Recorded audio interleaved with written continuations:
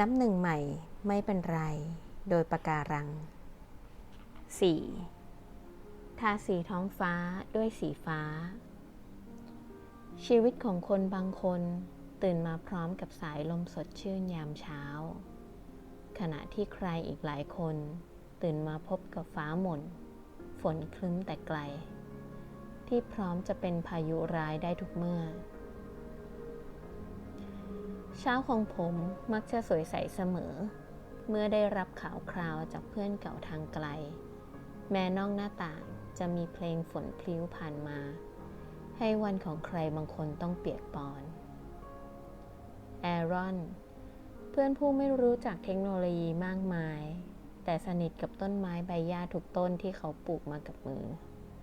ได้ส่งอีเมลมาถึงผมพร้อมกับแนบภาพถ่ายสวนของเขามาด้วยผมกับภรรยาเคยไปเยี่ยมสวนของเขามาแล้วครั้งหนึ่งเมื่อเขาได้ลงมือจัดสวนใหม่ในคราวนี้จึงส่งรูปมาให้ชมเขาเขียนคำทักทายว่า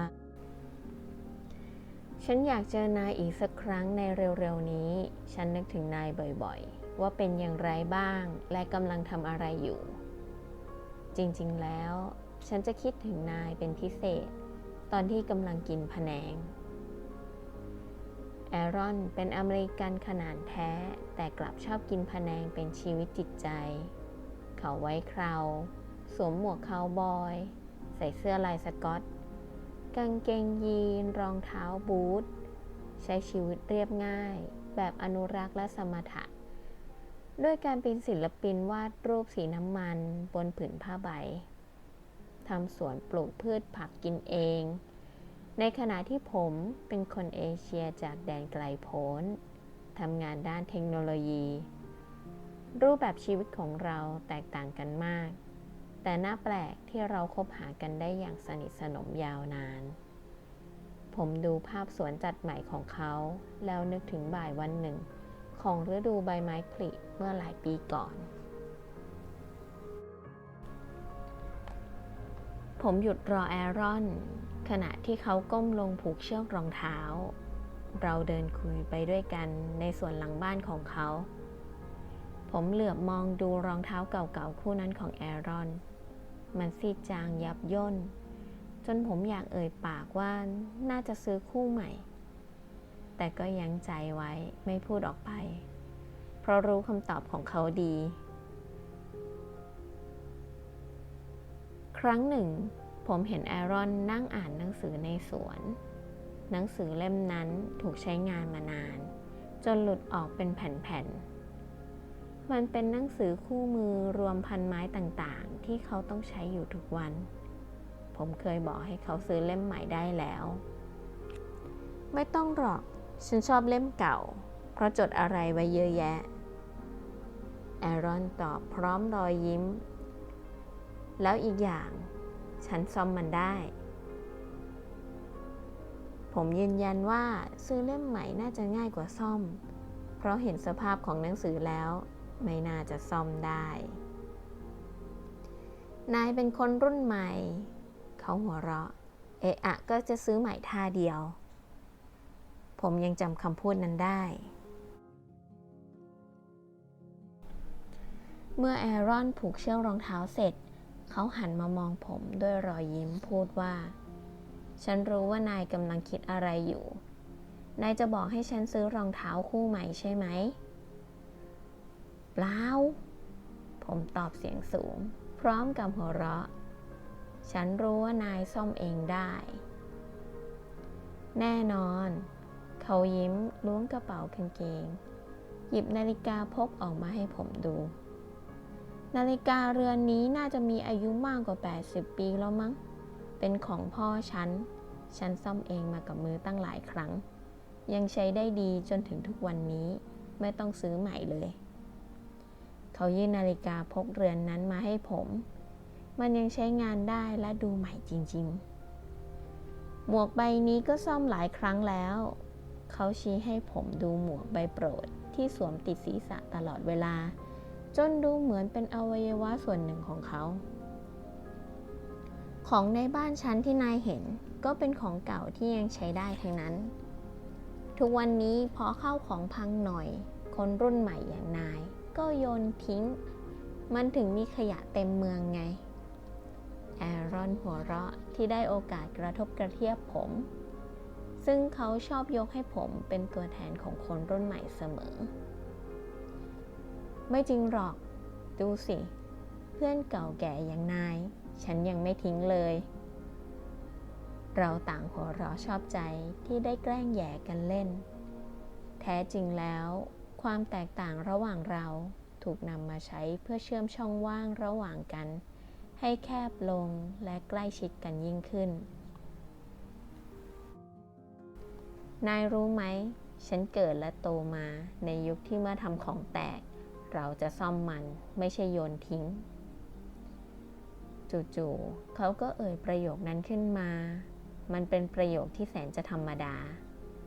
แต่น่าแปลกที่ผมกลับจำติดใจเพราะรู้สึกได้ว่ามันมีความหมายมากมายในคำพูดนั้น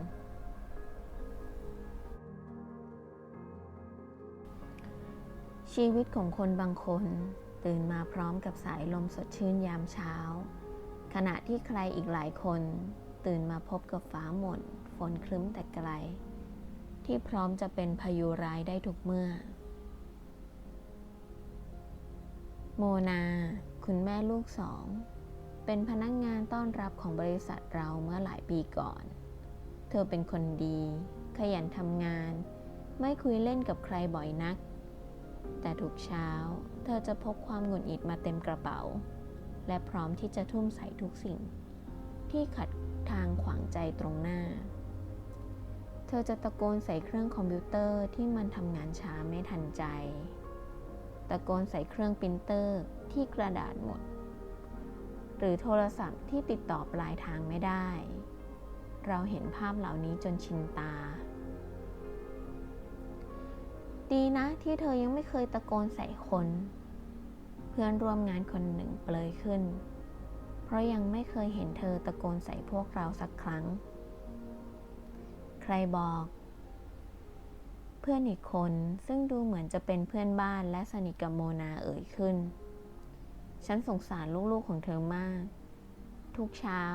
เธอจะตะโกนปลุกเสียงดังอย่างอารมณ์เสียเธอจะตะโกนใส่หมาที่ทำเลอะเทอะเปรอะเปื้อนเธอตะโกนด่าเด็กส่งหนังสือพิมพ์ที่เคลื่อนหนังสือพิมพ์ลงกอกุหลาบของเธอว่าไปแล้วมันก็เป็นเรื่องปกตินะเราทุกคนเคยตะโกนแบบนั้นแต่ถ้าปล่อยให้มันเกิดขึ้นทุกวันโดยไม่ควบคุมอารมณ์เลยมันก็ไม่ไหวเหมือนกันโดยเฉพาะกับคนรอบข้างเพื่อนอาวุโสเอ่ยขึ้นด้วยความเป็นห่วงใช่ฉันว่าทั้งลูกทั้งหมาของเธอดูไม่ร่าเริงเอาเสียเลยฟ้าใหม่ใต้ชายคาบ้านของโมนาจึงเริ่มต้นด้วยเมฆหม่นฝนครึ้มที่พร้อมจะก่อตัวเป็นพายุร้ายในทุกเช้าเสมอครั้งหนึ่งในระหว่างประชุมโมนาเผลอตะโกนใส่เครื่องโปรเจคเตอร์ที่ไม่ทำงานดั่งใจ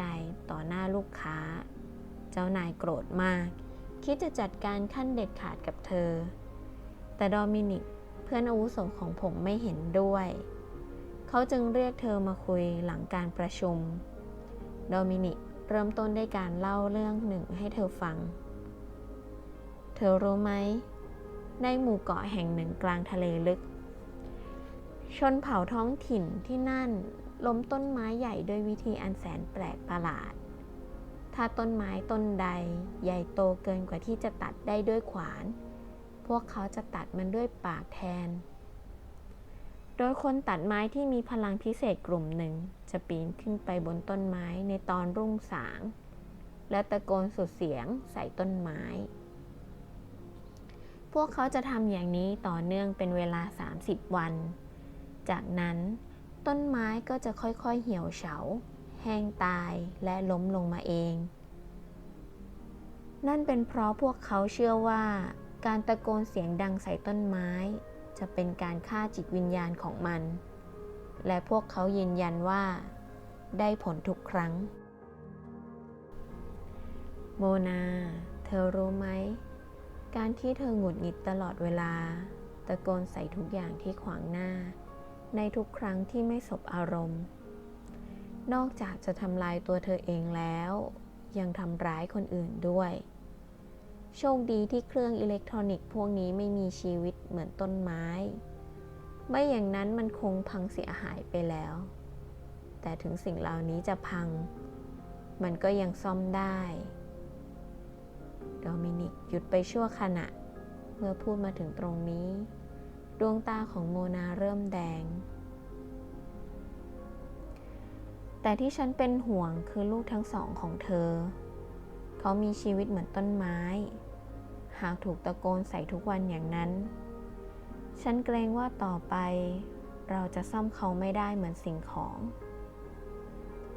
โมนาน้ำตาไหลอาบแก้มเมื่อโดมินิกกล่าวจบลงผมอดชื่นชมโดมินิกไม่ได้เขามีศิลปะในการตักเตือนอย่างยิ่งเขามักจะใช้วิธีเล่าเรื่องให้ฟังและไม่เคยว่ากล่าวโดยตรงในกรณีของโมนาเขาไม่ได้พูดถึงปัญหาที่จะเกิดขึ้นกับงานเลยด้วยซ้ำแต่กลับเป็นห่วงผลร้ายที่จะมีต่อลูกทั้งสองของเธอแทนเมื่อผมเอ่ยปากชมเขาโดมินิกตอบอย่างอ่อนโยนว่าเมื่อสิ่งใดก็ตามบกพร่องเสียหายเราไม่ควรโยนทิ้งทันทีแต่ต้องลองซ่อมแซมดูก่อนโมนาก็เช่นกันเพราะผมจำคำพูดของช่างซ่อมอย่างแอรอนได้ผมจึงเห็นด้วยกับโดมินิกทุกประการชีวิตของคนบางคนตื่นมาพร้อมกับสายลมสดชื่นยามเช้าขณะที่ใครอีกหลายคนตื่นมาพบกับฟ้าหม่นฝนครึ้มแต่ไกลที่พร้อมจะเป็นพายุร้ายได้ทุกเมื่อแต่จริงๆแล้วเราสามารถกำหนดท้องฟ้าของเราเองได้อย่างง่ายดายคุณจะตื่นมาพร้อมกับกระป๋องสีฟ้าในมือหรือถือแปรงที่จุ่มสีเทาทึมไว้ตั้งแต่ตอนลืมตาตื่นหากเลือกระบายสีได้ถูกตั้งแต่ฝีแปรงแรกท้องฟ้าของคุณก็จะสวยงามไปตลอดทั้งวันน่าเสียดายที่โมนาเลือกสีผิดตลอดเวลาเธอทำชีวิตตกแตกหลายครั้งแต่ยังโชคดีที่เธอมีช่างฝีมือดีอย่างโดมินิกคอยช่วยเหลือท้องฟ้าของเธอจึงถูกช่วยระบายใหม่ด้วยสีฟ้าในชีวิตของเราทุกคนสักครั้งหนึ่งเราต้องการช่างซ่อมและในบางเวลาเราอาจต้องเป็นช่างซ่อมทาสีท้องฟ้าให้คนอื่นบ้าง